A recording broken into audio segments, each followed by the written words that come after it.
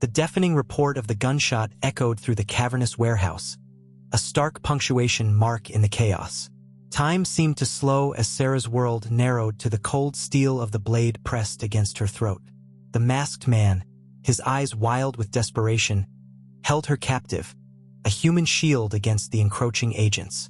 Then, a blur of motion, Jack Ryland, who had been strategically positioned, emerged from the shadows, his gun drawn. He fired a single, precise shot, hitting the masked man's hand, causing him to drop the knife. Sarah stumbled back, her breath catching in her throat, as the man crumpled to the ground. The warehouse erupted in a flurry of activity.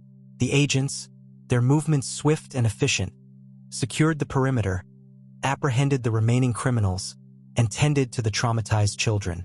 Sarah, her legs shaky, looked around at the scene of devastation, the cages, the weapons, the faces of the innocent victims. The true horror of the network was laid bare. It wasn't just about abuse, it was about exploitation, about trafficking, about the commodification of human life. The realization sent a wave of nausea through Sarah. Jack approached her, his expression grim.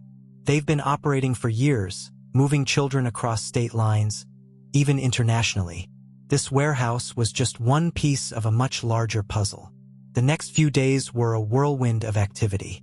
The FBI, along with local law enforcement, descended upon the town, raiding homes, seizing assets, and arresting those implicated in the network. The town, once a picture of idyllic tranquility, was now a scene of chaos and upheaval. The media frenzy was intense. The Whispering Pines website, once a clandestine source of information, was now a focal point for journalists and activists. Sarah and Maya, no longer hiding in the shadows, became the faces of the investigation, their courage and determination inspiring a nation. The trial was a spectacle, a televised drama that captivated the country. The men who had once held positions of power and influence were now stripped bare, their secrets exposed, their reputations shattered. The courtroom became a stage for their downfall. Sarah and Maya testified, their voices strong and unwavering, recounting their harrowing experiences, their unwavering pursuit of justice. The children, their faces blurred to protect their identities, gave their own testimonies, their voices trembling but resolute. The evidence was overwhelming. The video clips, the journal entries, the testimonies of the victims, all painted a damning picture of the network's depravity. The jury, after days of deliberation, returned a verdict of guilty on all counts. Justice was served, but the scars remained.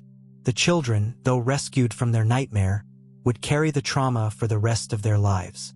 The town, once a symbol of community, was now fractured, its trust betrayed. Sarah and Maya, though hailed as heroes, felt a sense of melancholy. They had exposed the darkness, but they knew that evil lurked in the shadows, waiting for its next opportunity. One evening, as Sarah was packing her belongings, preparing to return to her life, she received an anonymous package. Inside, she found a single, tarnished silver locket, identical to the one she had found in Joshua Tree. The locket, when she opened it, revealed a photograph, not of the Olsons, but of a young girl, her face obscured by a dark shadow. A note accompanied the locket, its message chilling. They never stop watching. They never forget. Sarah felt a cold dread creep over her. The network, though dismantled, was not entirely destroyed. There were still those who remained in the shadows, those who were waiting to exact their revenge. She showed the locket and note to Jack. "This is a message," Jack said, his face grim. "They are telling you they are still out there." They knew they couldn't ignore the threat. They had to find those who remained, expose their secrets, and bring them to justice. But they also knew they were walking into a trap, a dangerous game with unknown rules. Jack, with his resources and his network of contacts, began to investigate, tracing the origins of the locket, searching for clues about the girl in the photograph. Maya, using her journalistic skills, delved into the network's financial records, searching for hidden assets and offshore accounts. They discovered that the network had tentacles that reached far beyond the town's borders, into the highest echelons of power. They were dealing with a global conspiracy, a shadow organization that controlled vast sums of money and wielded immense influence. One night, while Maya was working on her laptop, she stumbled upon a hidden file, a document that contained a list of names, code names, and locations. The list was encrypted, but she managed to decipher a portion of it. She called Sarah, her voice trembling. "I think I found something big. There's a list of, members, operatives. They're all over the world." Suddenly, the lights flickered and died. A loud crash echoed from the other room.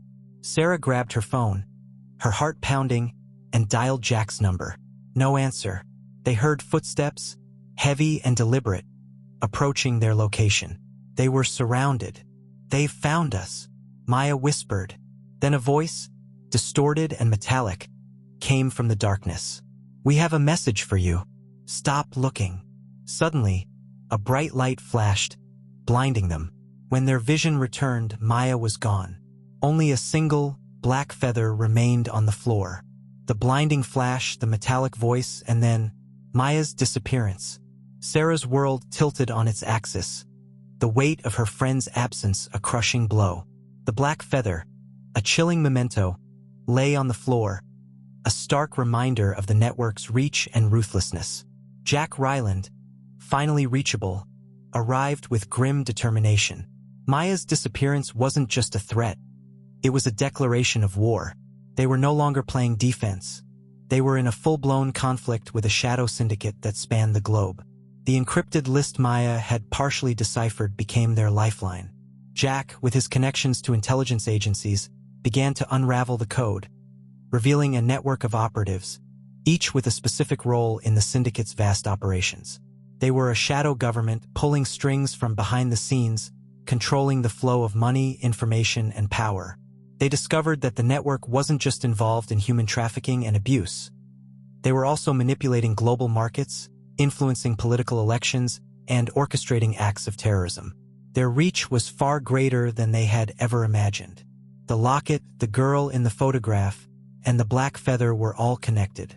They were symbols of the syndicate's power, their ability to manipulate and control lives from the shadows.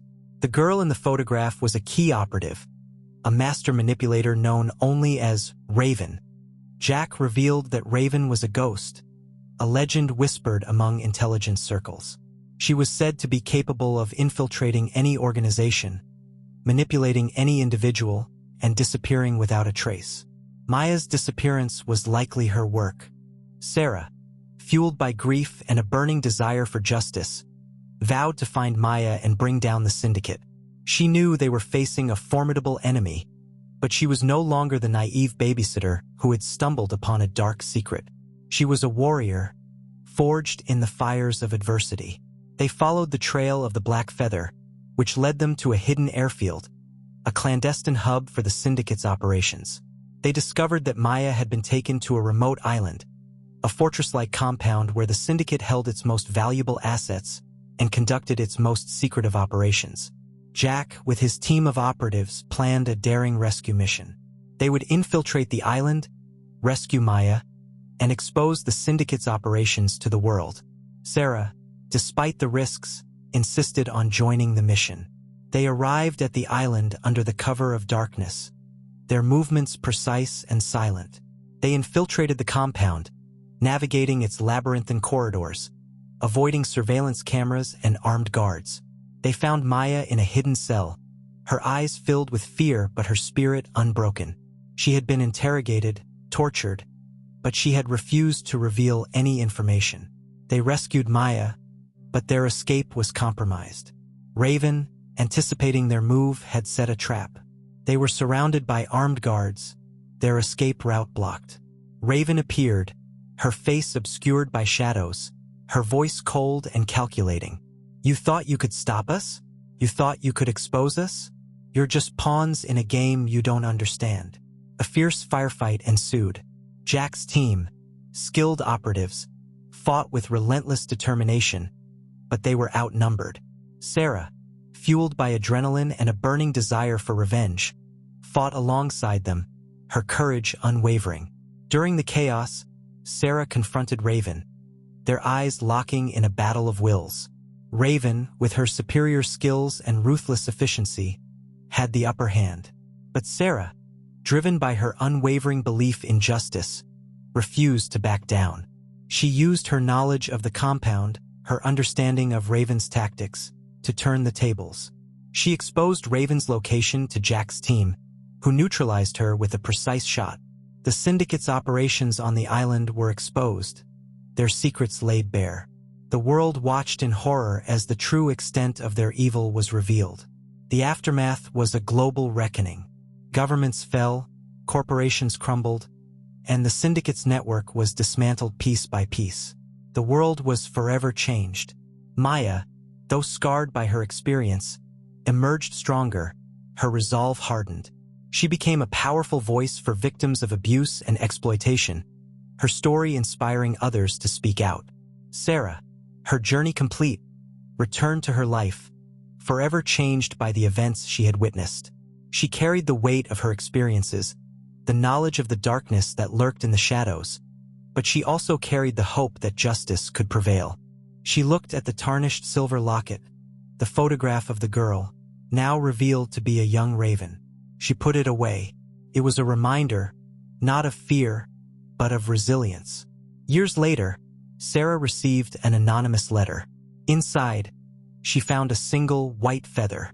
It was a message, a sign that the shadows were still watching, that the fight was never truly over. But this time she was ready.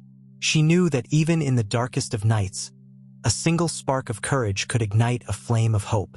The white feather was a promise and a warning. The next chapter was yet to be written. The world, it seemed, would always have shadows, and those shadows would always have those who dared to stand against them.